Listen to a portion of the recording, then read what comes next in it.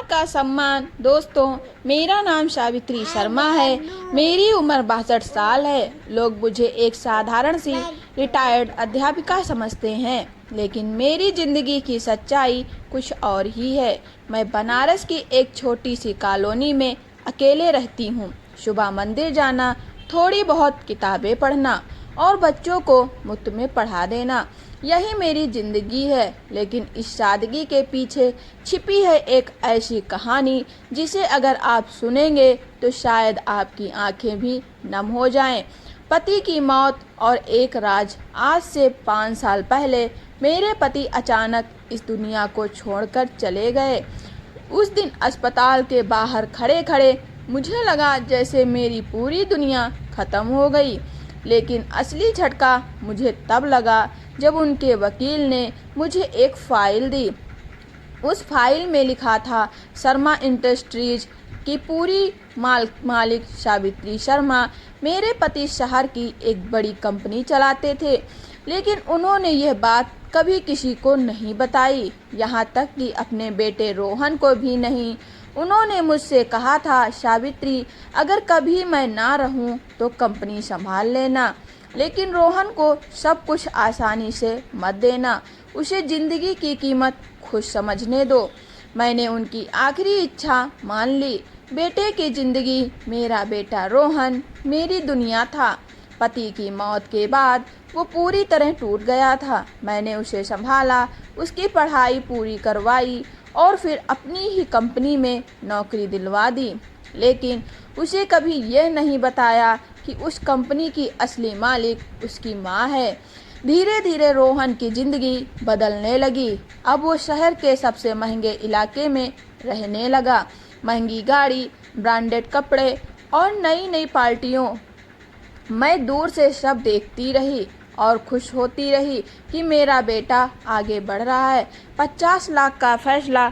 एक दिन रोहन मेरे पास आया। उसके चेहरे पर चिंता थी। माँ, मुझे एक फ्लैट खरीदना है, लेकिन बैंक पूरा लोन नहीं दे रहा। मैंने पूछा, कितने पैसे कम पड़ रहे हैं? उसने धीरे से कहा, 50 लाख। मेरे पास वो पैसे थे, मेरी ज़िंदगी भर की बचत।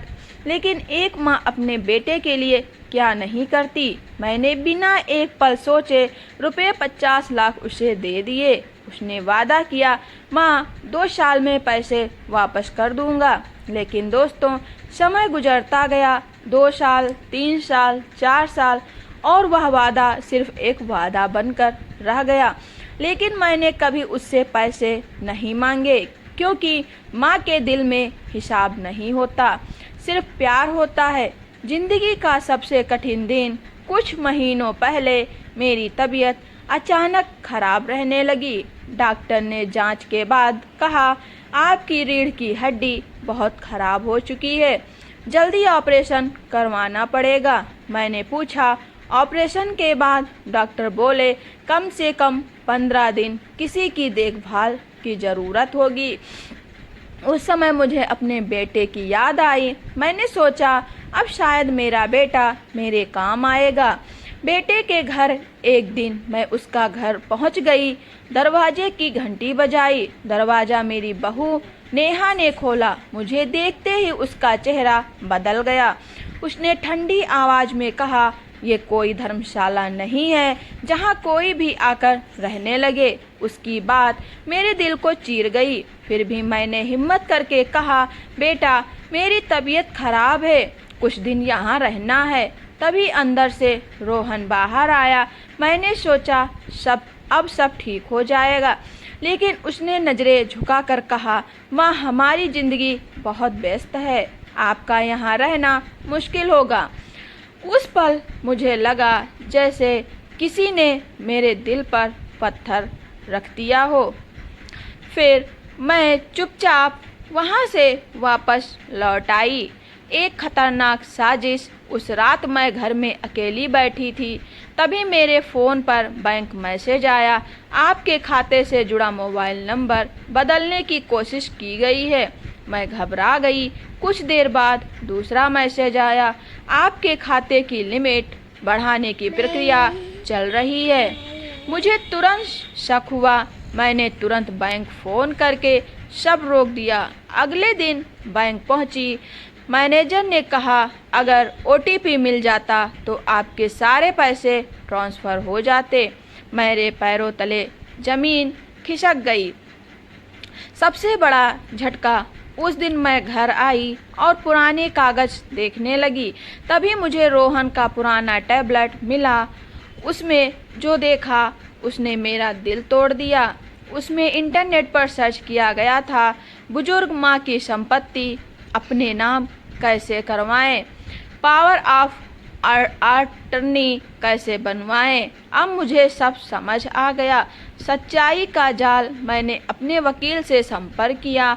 उन्होंने कहा, सबूत इकट्ठा करो, सही समय आने दो। कुछ दिन बाद मेरा ऑपरेशन हुआ। अस्पताल में रोहन और नेहा आए। उनके हाथ में कुछ कागज़ थे। उन्होंने कहा, ये अस्पताल के कागज़ हैं, साइन कर दीजिए। लेकिन इस बार मैं सावधान थी। मैंने कागज़ पढ़े। उनमें मेरी संपत्ति से जुड़े दस्तावेज भी छिपे थे। मैंने तुरंत कहा, मैं अभी साइन नहीं करूंगी। उनके चेहरे उतर गए। सबसे बड़ा खुलासा, कुछ दिन बाद मैंने रोहन को फ़ोन किया, कल मेरे ऑफिस आना है, ज़रूरी बात है। अगले दिन वो ऑफिस पहुंचा और जैसे ही अंदर आया वो रुक गया, क्योंकि मैं कंपनी की मुख्य कुर्सी पर बैठी थी। उसकी आंखें फटी की फटी रह गईं। मैंने कहा, स्वागत है रोहन, शर्मा इंडस्ट्रीज में। उस दिन उसे पता चला कि जिस कंपनी में वो काम करता है उसकी असली मालिक उसकी माँ है। मैंने उसके सामने सारे सबूत रख दिए और पूछा, क्या यही वो कागज़ थे जिन पर तुम मुझसे साइन करवाना चाहते थे? रोहन रोने लगा। माँ, मुझसे गलती हो गई। लेकिन उस दिन मैंने शांत आवाज़ में कहा, माँ का दिल बड़ा होता है, लेकिन उसका सम्मान उससे भी बड़ा होता है। मैंने उसे नौकरी से नहीं निकाला। मैंने सिर्फ इतना कहा, अगर सच में बदलना चाहते हो तो अपनी मेहनत से ज़िंदगी बनाओ। दोस्तों, उस दिन मैंने अपने बेटे को सज़ा नहीं दी, मैंने उसे ज़िंदगी का सबसे बड़ा सबक दिया। क्योंकि कभी कभी इंसान को बदलने के लिए सज़ा नहीं, सच्चाई का आईना दिखाना ज़रूरी होता है। और मैंने भी उसी दिन ठान लिया, ज़िंदगी चाहे कितनी भी कठिन क्यों ना हो, आत्मसम्मान के साथ जीना ही सबसे बड़ी